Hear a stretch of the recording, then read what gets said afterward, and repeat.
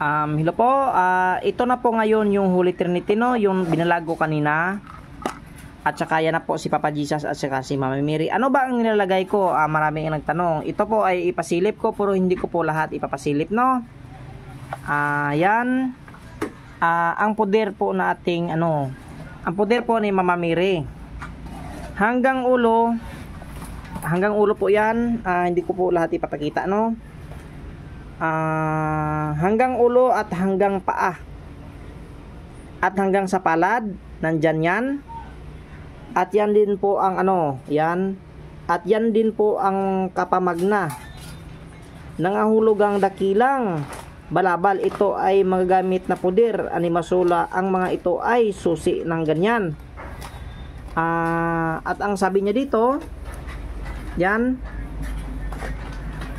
nangangahulugang pinagkasunduan, ngunit sa mga mag-aanting. Ang salitang ito ay nangangahulugang puder. Ito ay pwedeng itatak sa bahagi din ng katawan, gamit pang dipinsa sa katawan kontra sa mga patalim, bala ng baril at masamang tangkasa.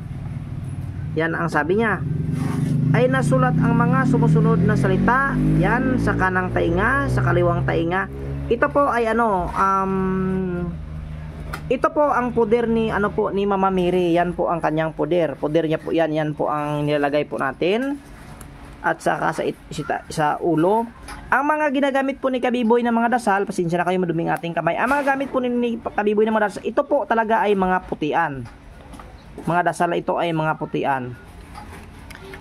At ito po, nakuha po to noong unang panahon nung World Gira sa Vietnam. Ito po ay nakasulat sa gidinto ang titik, kaya yan dilaw ginto.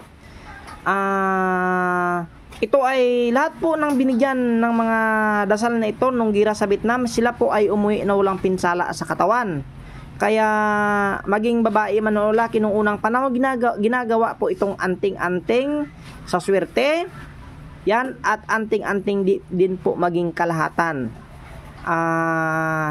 In the name of the Father and the Son and the Holy Ghost. Yata po ang sabi nito. Napaka talaga nito. Napakalakas po talaga na dasal ito. Yan. At ito, nung unang panahon, isang lalaki nilaglag sa dagat. Siya po ay hindi nalunod na 3 araw. Siya po ay lumakad sa dagat. Hindi po siya nalunod. Nung inahon po sa kanya, ito pong mga dasal ang nakuha. Kaya ito, pag meron ka nito, kahit saan ka man mapunta o mapalagay, pag dala-dala mong dasal na ito, hindi ka mahihirapan sa pagkain o sa pira. At pag dinasal mo ito, marami kang kaluluwa na mailigtas sa purgatorio. Kaya napakaganda pong dasal na yan. Kaya yan, meron niyang patalastas. Ang mga dasal na nabanggit ay totoong mabisa, sapagkat iyan ang pinagtibay ng mga papa. Pinagtibay po ng mga papa yan. Kaya itong mga dasal na ito, mahilig kayo sa orasyon, ha. Kaya ang mga dasal na itong mga banal po ito ang nakalagay po sa ating mga anting-anting ni Kabiboy. At lahat po, hindi ko po yan ipapakita. Pero ipapakita ko po sa inyo na mga putian po talaga ang nilalagay po ni Kabiboy sa kanyang po mga anting-anting. At ito, ang talandro na yan, isang makapangyarihan swerte yan sa pagdinegosyo. At maging pangkalahatan ay meron yan. Yan po ay tinatawag na gumamila silis. Yan po ay kay Maria. Ang ibig sabihin po ng Maria, Maris Amantissimo, Rexum Imperator Altissima. Yan po ang malakas. Yan. At ito pa, dyan nakalagay. Yan. Against evil spirits and all manners of witchcraft. Bago namatay, yan po, lahat po na masamang espiritu, hindi makamalapit, kulam, barang. Bago po namatay si Papa Jesus, yan po ang kanyang codename, Pater Noster Alpha et Omega. Paano mo malaman po na ikaw po talaga ay Kristiyano po? Sabihin mo lang po sa mga kasamahan mo, Pater Noster Alpha et Omega. Yan po ang kanyang sinabi bago po siya namatay. At siyempre, kasi yung anting-anting natin ay Holy Trinity. Nilagyan po din ni Kabiboy ng Holy Trinity din po na panalangin. Yan, in the name one and God. Kaya Trinity. Kaya yan, meron nakalagay na yan, Trinity, yan. Lang nga, ayan. Kaya yan nakalagay na Trinity kasi napakalakas po itong dasal na ito. Pag nabuhay ko na, nablisingan ko na. At sa lahat ng mangkukulam, mga mambabarang, mga chismoso, walang magawa sa buhay, mga basher, mag-ingat po kayo kay Kabiboy. Meron pong kidlat ng ox ang ating gamit. Yan, napakagandang kidlat ng ox yan. Meron po yan sumbalik po sa lahat-lahat. Kaya kung tingnan po natin, bakit nga ba? Bakit nga ba? Nagpatato ako ng kidlat ng ox yan. Kasi sa lahat ng sikreto na manggagamot ay nako, patay kayo dito sa ox. Pag ako po ang chinistis mo sa inyong pamumuhay, wala akong ginagawa, makakarmahin ka po. Kaya napakalakas ang gamit ni Kabiboy kasi meron niyang mga sumbalik sa mga chismosa, mga marites, mga marisol. Meron pa yung sumbalik sa lahat po ng karma, kaya mag-ingat ka. Huwag kang masyadong sa mga manggagamot, lalo na mayroong lihim na karunungan na mataas. Ay nako, siguradong gagapang ka sa kahirapan. Pag akong pinakailaman mo, hindi kita pinakakailaman. Lahat po nangingialam sa akin ay pinapagapang ko yan sa kahirapan. Kaya napakalakas ang kidlat ng ox, gagapang po talaga yan. Binilisingan ko yan at binuhay ko na yan ng 50 days pa. At bakit hindi nyo nga ba ako matatalo? Kasi dyan nakalagay, Salmo 91, ang buguos nga panaming sang Diyos. Ang ibig pong sabihin, ang lahat ng panangga ng Panginoong Hesukristo nandyan na sa'yo, bakit mo ako matatalo?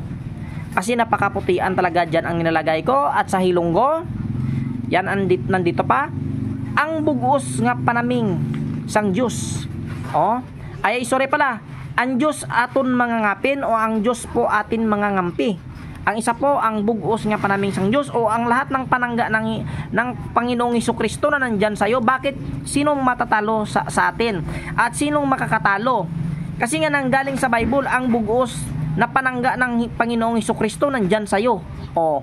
Yan po ay tip ko. Tip ko po dyan sa mga na mga gusto pong kopyahin. Yan, kopyahin nyo. Pero lahat hindi mo yan makukopya. At ito pa, ang Diyos aton mga ngapin o ang Panginoon po atin pong mga kakampiyan. O nandyan na sa'yo lahat, paano ka matatalo? O yan, swerte po yan sa pumuhay, maswerte po yan sa negosyo. Hindi po lahat ng Latin ay ilagay mo dyan sa anting-anting na yan.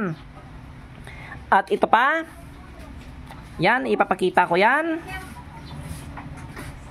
Yan, baluti ng Ama sa 7 arkangheles. Yan, bago naglaban ang 7 arkangheles, binigyan ng Ama ng baluti. Nanggaling talaga yan sa mga baluti. At siyempre, bakit ano nga ba ang sinasabi nila po na ligtas sa masamang signos ng planitos? Ang ibig sabihin po yan, yan ay nabanggit po yan narinig ko noon, nabanggit po yan ni Commander Bantogan o si Sir Nick Banayo. Yan po ang orasyon sa ligtas sa masamang signos ng planitos. Kasi hindi mo alam baga mandisgrasya ka pag umalis ka. Kaya yan, nandiyan na sa iyo ang ligtas sa masamang signos ng planitos. At yan, at nilagyan ko po din yan. Ay, wait lang nga, baka makita ng iba. Itong akin po kasing gamit ay hindi ko talaga ito pinapakita pag alam ko pong mabuti man yan o maganda. Yan, nilagyan ko yan pang basag ng baril.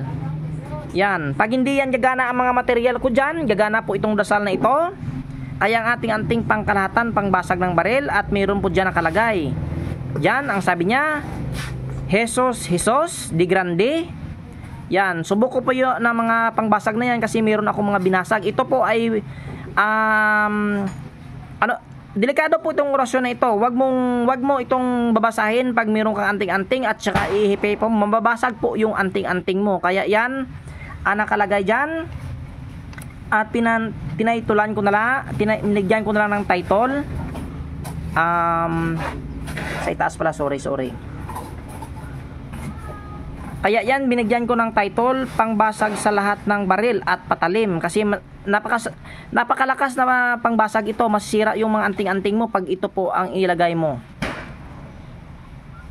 At mayroong mga susi yan, at ito pa, dalawa pong pangbasag ang nilagay ko. Yan, 2 pangbasag. At saka, ang bala ay lili sa iyo.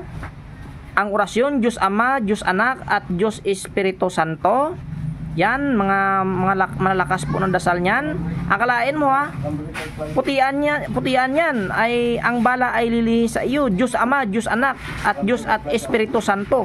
Kaya maniwala ka po sa Espiritu Santo. Yan po ang mga sikreto.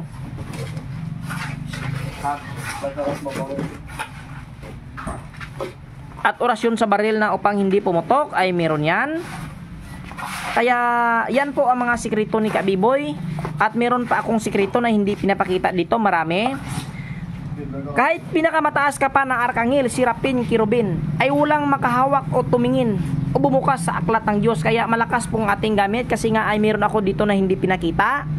Kahit pinakamataas ka pa ng arkangel, sirapin, kirubin, ay wala kang kapangyarihan bumukas o tumingin sa aklat ng Diyos. At hindi lang yan dasal ang nilalagay ko, meron pa akong mga sikreto dyan ng mga dasal na hindi ko ipinakita. Kasi nga lahat ay kaya nga tinatawag na lihim na karunungan. Kaya ito ilalagay ko po dito yan sa loob. Yan. Kung hindi kasya dito, ilagay ko diyan sa itaas. Pag hindi kasya dito, ilagay ko ito dito po sa ilalim po ni Papa Jesus. At maglagay din po ako dito ng mga material na mga malalakas po. Kaya sa lahat hindi ko yan maipakita po lahat. Ito po ay tinatawag po ng tain ng tamilok o itlog po ng tamilok ha. Kaya yan, nasilip mo na boy silip yung ating mga anting-anting.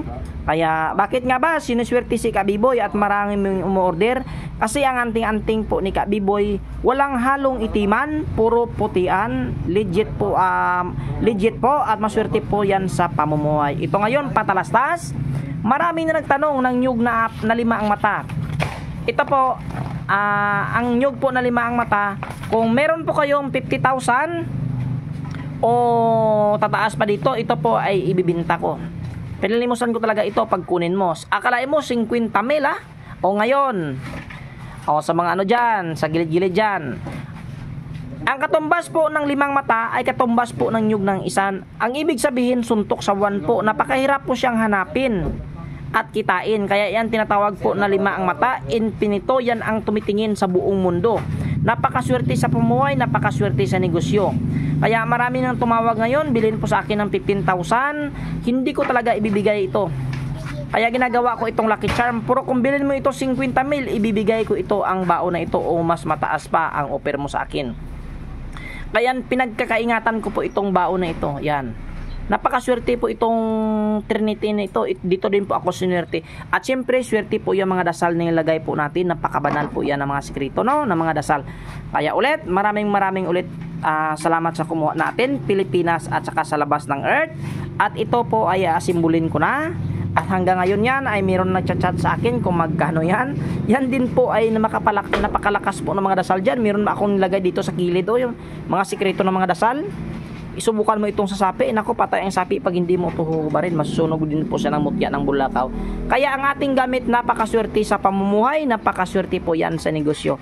Kaya nagpakakatotoo po ako ng ating gamit na maswerte po yan sa pamumuhay. Walang halong itiman, pure po na putian.